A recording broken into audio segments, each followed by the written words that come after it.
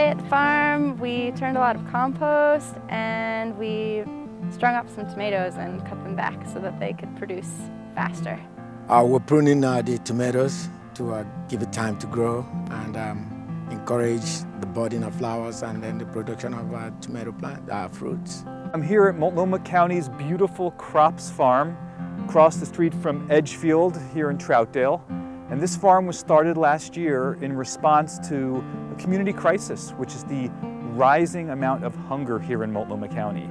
I see people coming in at minimum wage, not a livable wage, which we need, and trying to make it on that amount of money, and having a choice between rent and utilities and food. And rent and utilities oftentimes come first. They have nothing to eat.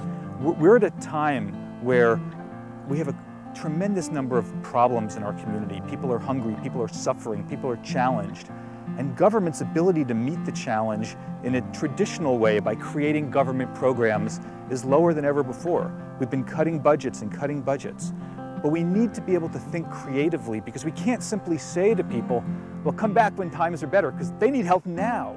And so what this represents, I think, is a new way to respond to our challenges by looking at the assets we do have, in this case land that's just laying fallow, and tapping the biggest asset we have, which is an amazing community. Working with people in the business community, working with local people who want to help volunteer, and coming together to make something that otherwise wouldn't have been there. I felt excited about this project because to see the county being able to utilize fallow land, and knowing that land over there was once farmed, and it was part of the Edgefield farm when it was a Multnomah County poor farm.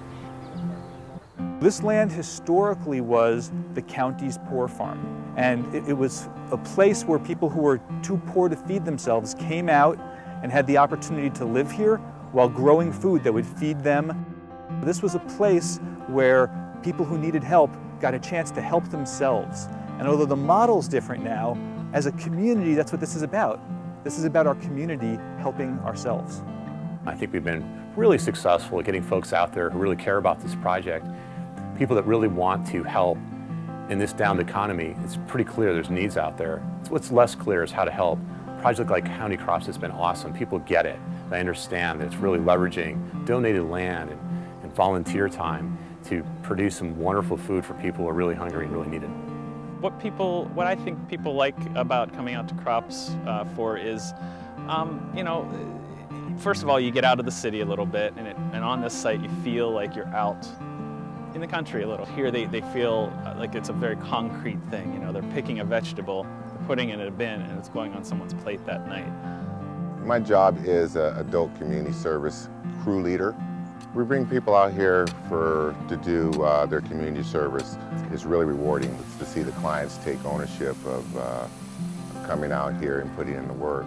And for me, I see their reward by their work ethics and coming out here working in the garden.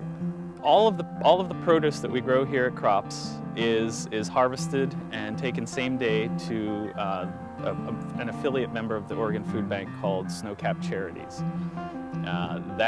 From there, they store it in their warehouse or in their coolers or in their freezers, whatever's appropriate to what we're bringing them. And it will often start going out that same day to hungry families, seniors, anybody who accesses services at Snowcap Charities. County Crops has become really an integral part of my and Snowcap's health standards for our food boxes. So I really do count on Crops to bring in the Italian broccolis and the zucchinis and the tomatoes, show people how to cook with these foods and make sure they're getting the nutrition they need from their food box. Food coming from our community to our community, we love that about Crops. I mean, who wouldn't be excited about the results? Food that you help grow right on the table of people that need it. In our first year, we grew over 13,000 pounds of fresh organic produce for people in this community. We're hoping to at least double it this year. But beyond that, I also want to make sure that other large organizations, landowners, governments, institutions look at this as a model and say, gee, what do we have that we might be able to do like this? And it's my hope that this spreads, because as powerful as it is to have this farm right here, the real power is in the idea. And as the idea spreads, it'll take root and really, I think, make a big difference. Today at the farm, we pulled some weeds. We went down the different rows with a wheel hoe. So you're just stirring up the dirt and kind of moving things around. And some other people were working on a compost pile. That looked pretty fun.